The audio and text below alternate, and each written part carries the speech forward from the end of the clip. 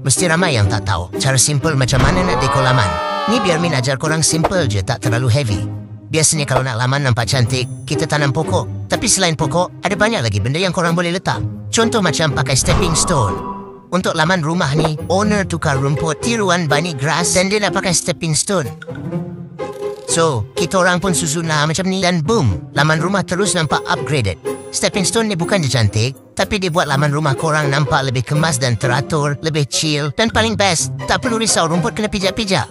Jadi, selain tanam pokok, stepping stone ni macam letak aksesori baru untuk halaman rumah. Tambah dengan rumput tiruan dari bunny grass, lagilah nampak wow.